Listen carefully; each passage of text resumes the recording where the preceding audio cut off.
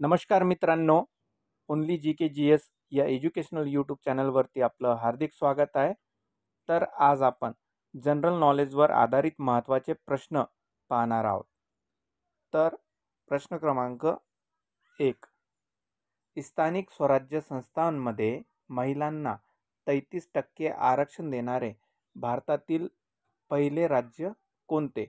Option 1 आहे Meghalaya, option 2 आहे Maharashtra, option 3 आहे मध्य प्रदेश, ऑप्शन 4 आहे तामिळनाडू. तर याचं उत्तर आहे महाराष्ट्र.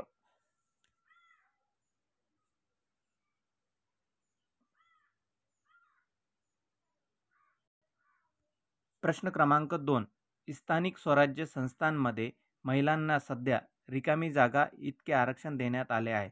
ऑप्शन क्रमांक 1 50%, ऑप्शन क्रमांक 2 30%, ऑप्शन क्रमांक 3 33%, ऑप्शन क्रमांक 4 15%.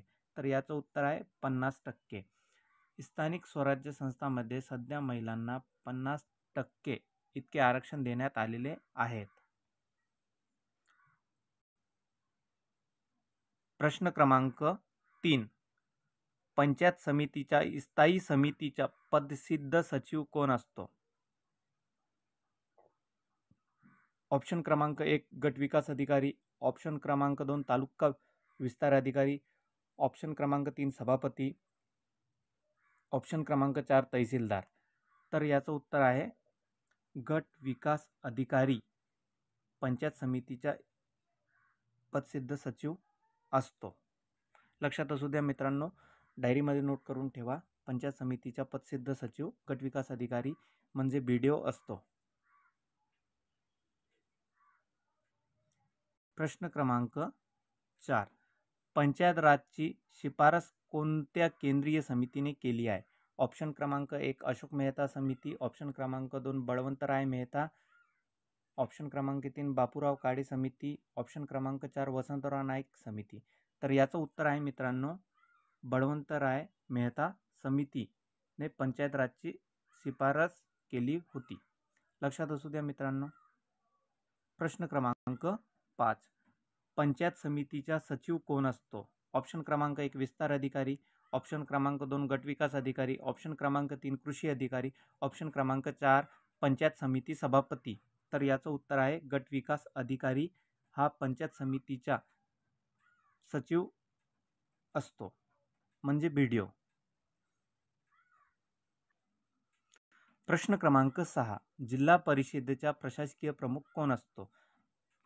ऑप्शन क्रमांक 1 मुख्य कार्यकारी अधिकारी, ऑप्शन क्रमांक 2 मुख्य अधिकारी, ऑप्शन क्रमांक 3 विस्तार अधिकारी, ऑप्शन क्रमांक 4 मुख्य वित्त अधिकारी.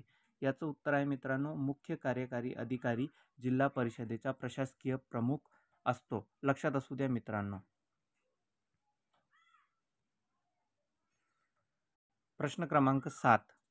खालीलपैकी कोण कॅबिनेट मिशन त्रिमंत्री योजनाचे सदस्य नव्हते? ऑप्शन क्रमांक 1 लॉर्ड माउंटबॅटन, ऑप्शन क्रमांक 2 पेंथिक लॉरेन्स, ऑप्शन क्रमांक 3 सर स्टेफोर्ड क्रिप्स, ऑप्शन क्रमांक 4 AV अलेक्झांडर. तर याचं उत्तर आहे मित्रांनो लॉर्ड माउंटबॅटन हे कॅबिनेट मिशन म्हणजे त्रिमंत्री योजनाचे सदस्य नव्हते. लक्षात असू द्या मित्रांनो. प्रश्न क्रमांक 8. इंडिया विन्स फ्रीडम या पुस्तकाचे लेखक कोण आहेत? ऑप्शन क्रमांक 1 जवाहरलाल नेहरू, ऑप्शन क्रमांक 2 महात्मा गांधी, ऑप्शन क्रमांक 3 मौलाना अबुल कलाम आझाद, ऑप्शन क्रमांक 4 Rajendra Prasad. India wins freedom या पुस्तकाचे लेखक कोण आहेत? तर याचं उत्तर आहे ऑप्शन क्रमांक 3 मौलाना अबुल कलाम आझाद. लक्षात असू द्या मित्रांनो, हे उपयुक्त माहिती आहे. प्रश्न क्रमांक 9. पूर्ण आंदोलनचा नारा कोणी दिला? ऑप्शन क्रमांक 1 जयप्रकाश नारायण, ऑप्शन क्रमांक 2 राम मनोहर लोहिया, ऑप्शन क्रमांक 3 दीनदयाल उपाध्याय, ऑप्शन क्रमांक 4 महात्मा गांधी. तर याचं उत्तर आहे ऑप्शन क्रमांक 1 जयप्रकाश नारायण यांनी पूर्ण आंदोलनाचा नारा दिला. इंडियन नॅशनल प्रश्न क्रमांक 10. इंडियन नॅशनल आर्मीची स्थापना कोणी केली? ऑप्शन क्रमांक 1 विदा सावरकर, ऑप्शन क्रमांक 2 सुभाषचंद्र बोस, ऑप्शन क्रमांक 3 लोकमान्य टिळक, ऑप्शन क्रमांक 4 भगतसिंग. तर याचं उत्तर आहे मित्रांनो सुभाषचंद्र बोस. इंडियन नॅशनल आर्मीची स्थापना सुभाषचंद्र बोस यांनी केलेली आहे. लक्षात असू द्या मित्रांनो. प्रश्न क्रमांक 11 छत्रपती शिवाजी महाराजांच्या काळात यांचे मार्फत राज्यकारभार चालत असे.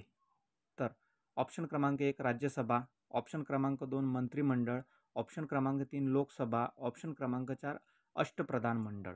तर याचं उत्तर आहे मित्रांनो ऑप्शन क्रमांक 4 अष्टप्रधान मंडळ. शिवाजी महाराजांच्या कार्यकाळात अष्टप्रधान मंडळ यांचे मार्फत राज्यकारभारात चालत असे. लक्षात असू द्या मित्रांनो, डायरीमध्ये नोट करून ठेवा. IMP पॉईंट आहे. तसे पाहिलं तर सर्वच प्रश्न IMP पॉईंट आहे. तर लक्षपूर्वक ऐका आणि आपल्या डायरीमध्ये नोंद करून ठेवत चला. प्रश्न क्रमांक 12 विधवा पुनर्विवाहाला मान्यता देणारा कायदा कोणी केला? तर ऑप्शन क्रमांक 1 लॉर्ड बेटिंग, ऑप्शन क्रमांक 2 लॉर्ड डलहौसी, ऑप्शन क्रमांक 3 लॉर्ड रिपन, ऑप्शन क्रमांक 4 लॉर्ड मॅकॉले. तर याचं उत्तर आहे ऑप्शन क्रमांक 2 लॉर्ड डलहौसी यांनी विधवा पुनर्विवाहाला मान्यता देणारा कायदा केला. लक्षात असू द्या मित्रांनो.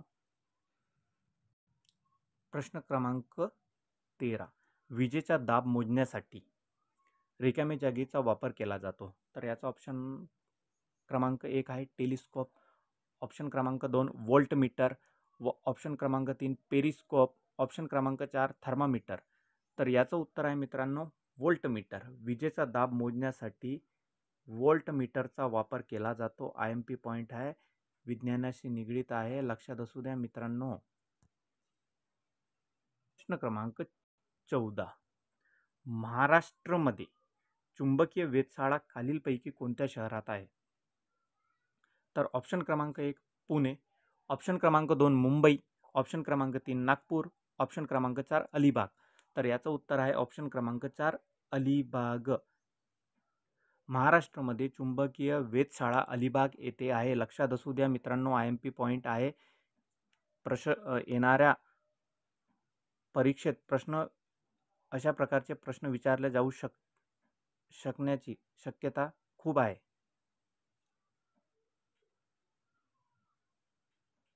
प्रश्न क्रमांक 15 हसविणारा वायू लाफिंग गॅस कोणाला म्हटले जाते? ऑप्शन क्रमांक 1 नायट्रस ऑक्साईड, ऑप्शन क्रमांक 2 कार्बन डायऑक्साईड, ऑप्शन क्रमांक 3 सल्फर ऑक्साईड, ऑप्शन क्रमांक 4 कार्बन मोनॉक्साईड. तर याचं उत्तर आहे मित्रांनो ऑप्शन क्रमांक 1 नायट्रस ऑक्साईडला हसविणारा वायू लाफिंग गॅस म्हटले जाते. लक्षात असू द्या मित्रांनो. क्रमांक 16 भूगर्भातील पदार्थांच्या अभ्यासाच्या शास्त्राचे नाव खालीलपैकी काय आहे? ऑप्शन क्रमांक 1 मिनरॉलॉजी, ऑप्शन क्रमांक 2 मिटिओरॉलॉजी, ऑप्शन क्रमांक 3 मेटरलॉजी, ऑप्शन क्रमांक 4 एकॉस्टिक्स.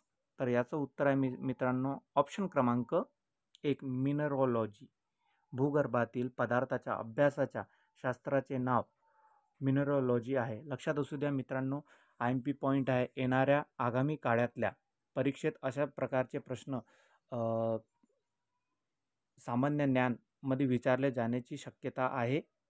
तर अशा प्रकारचे पॉईंट्स जे IMP पॉईंट्स आहे ते आपल्या डायरीमध्ये नोट करून ठेवत चला.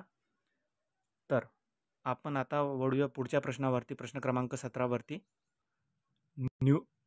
न्यूट्रॉन व प्रोटॉन मधील बल कोणत्या प्रकारचे असते? तर पहिला ऑप्शन आहे गुरुत्वीय बल, दुसरा ऑप्शन आहे विद्युत चुंबकीय बल, तिसरा ऑप्शन आहे केंद्रकीय बल आणि चौथा आहे वरीलपैकी नाही. तर याचं उत्तर आहे केंद्रकीय बल. न्यूट्रॉन व प्रोटॉन मधील बल कोणत्या प्रकारचे असते? तर केंद्रकीय बल या प्रकारचे असते. लक्षात असू द्या मित्रांनो. IMP पॉईंट आहे. आता आपण पाहूया प्रश्न क्रमांक 18 आम्लयुक्त पर्जन्य पडण्यासाठी नायट्रोजन ऑक्साईड आणि रिकामी जागा हे जबाबदार आहेत. तर ऑप्शन क्रमांक 1 कार्बन डायऑक्साईड, ऑप्शन क्रमांक 2 सल्फर डायऑक्साईड, ऑप्शन क्रमांक 3 ऑक्सिजन, ऑप्शन क्रमांक 4 हायड्रोजन. तर याचं उत्तर आहे ऑप्शन क्रमांक 2 सल्फर डायऑक्साईड. आम्लयुक्त पर्जन्य पाडण्यासाठी नायट्रोजन ऑक्साईड आणि सल्फर डायऑक्साईड हे जबाबदार आहे. प्रश्न क्रमांक 19. पोलिओची लस तयार करण्याचा कारखाना देशात खालीलपैकी कोठे आहे? ऑप्शन क्रमांक 1 ऋषिकेश उत्तराखंड, ऑप्शन क्रमांक 2 बुलंदशहर उत्तर प्रदेश, ऑप्शन क्रमांक 3 नोएडा उत्तर प्रदेश, ऑप्शन क्रमांक 4 जबलपूर मध्य प्रदेश. तर याचं उत्तर आहे ऑप्शन क्रमांक 2 बुलंदशहर उत्तर प्रदेश. पोलिओची लस तयार करण्याचा कारखाना देशात खालीलपैकी कुठे आहे? तर बुलंदशहर उत्तर प्रदेश येथे पोलिओची लस तयार करण्याचा कारखाना आहे. लक्षात असू द्या मित्रांनो, IMP पॉईंट आहे. पोलिओची लस तयार करण्याचा कारखाना देशात खालीलपैकी कुठे आहे? तर बुलंदशहर उत्तर प्रदेश. प्रश्न क्रमांक 20. न्यूज लेटर प्रकाशित करण्यासाठी कोणता प्रोग्राम वापरला जातो? ऑप्शन क्रमांक 1 एक्सेल, ऑप्शन क्रमांक 2 PPT, ऑप्शन क्रमांक 3 DTP, ऑप्शन क्रमांक 4 LPT. तर याचं उत्तर आहे ऑप्शन क्रमांक 2 DTP. न्यूज लेटर प्रकाशित करण्यासाठी DTP या प्रोग्रामचा वापर केला जातो. लक्षात असू द्या मित्रांनो, IMP पॉईंट आहे, संगणकाशी निगडीत आहे. आता आपण पाहणार आहोत मित्रांनो प्रश्न क्रमांक 21.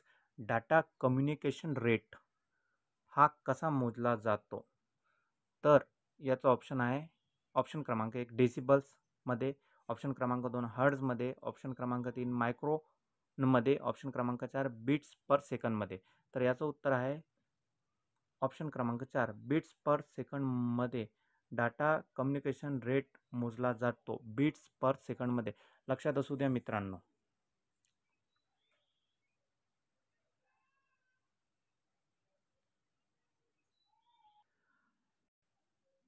तर हे होते जनरल नॉलेजवर आधारित महत्त्वाचे प्रश्न मित्रांनो. तर व्हिडिओ आवडला असेल तर आपल्या ओनली GK GS या एज्युकेशनल यूट्यूब चॅनलला सबस्क्राईब करा, व्हिडिओला लाईक करा, शेअर करा आणि ओनली GK GS या एज्युकेशनल यूट्यूब चॅनलवरील व्हिडिओ पाहत रहा. धन्यवाद मित्रांनो.